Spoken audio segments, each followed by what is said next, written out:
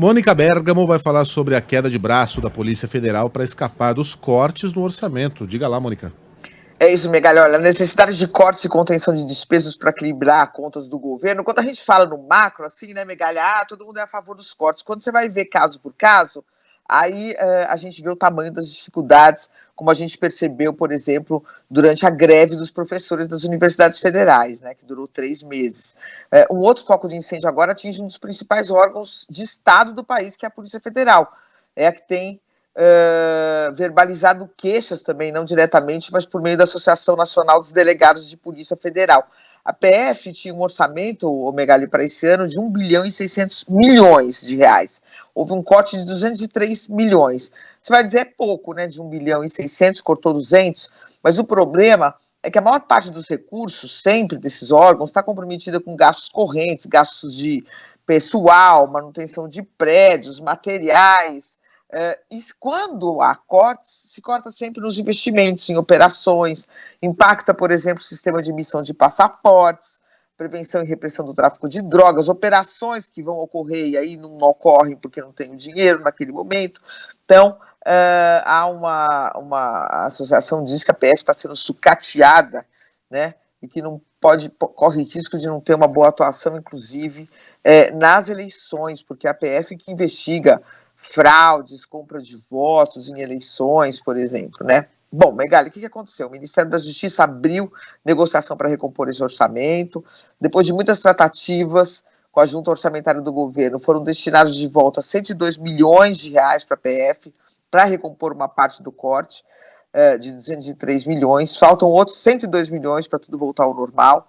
O Ministério da Justiça, né, ministro Ricardo Lewandowski, secretário-geral Manuel eles seguem dizendo que vão tentar recompor esse orçamento, né? Então, como repor de um lado, Megali, onde repor, onde cortar nessa altura do campeonato? Essa é a grande discussão na qual está mergulhado o governo e a gente vê por esse exemplo específico como é difícil fazer esses cortes. No dia 22 de julho vai ser divulgado um relatório bimestral de receitas e despesas do governo, vai ser o terceiro relatório do ano, e aí se faz o balanço. O que entrou, o que saiu, o que vai entrar, o que vai sair de dinheiro, onde cortar.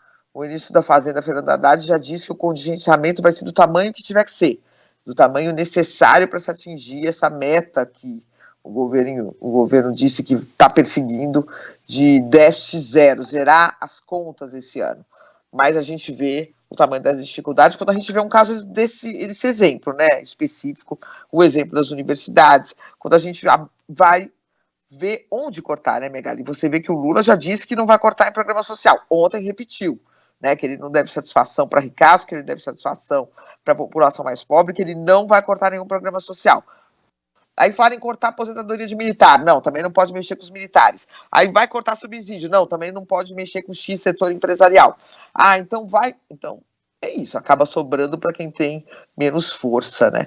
A BF aí mostrando certo músculo, conseguindo recompor o seu orçamento, o Megali. Essa história do menos força, Mônica, ontem a Agência Nacional do Petróleo e Gás publicou, né, um termo aditivo cancelando aquela pesquisa que eles fazem no Brasil todo, a pesquisa de preços, levantamento de preços de combustível, justamente por causa desses remanejamentos que estão sendo feitos. A Mônica falou, né, tem que cortar a parte mais fraca, alguma coisa tem que cortar, né? E é algo que é instrumentado por lei, né?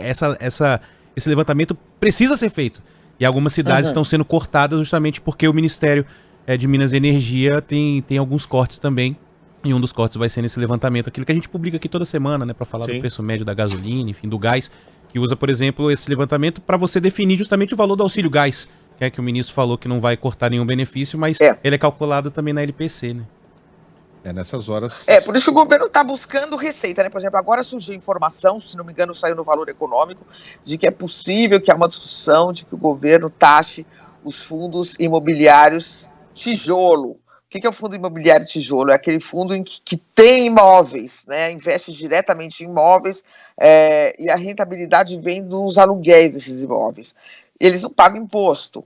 Então, mas como que não paga imposto? Tem que pagar imposto, tá bom, então vai lá e paga o imposto. Bom, só que daí vai diminuir os ganhos de quem botou o dinheiro lá. Não é fácil chegar nessa equação. Hoje esses fundos não são contribuintes, né? Então agora passariam a ser. Vai ter uma chadeira grande, né, Megali, também, porque tem muita gente que investe nesses fundos. Então, é isso, não queria estar na pele aí do ministro Fernando Haddad, porque falar de cortar é muito fácil.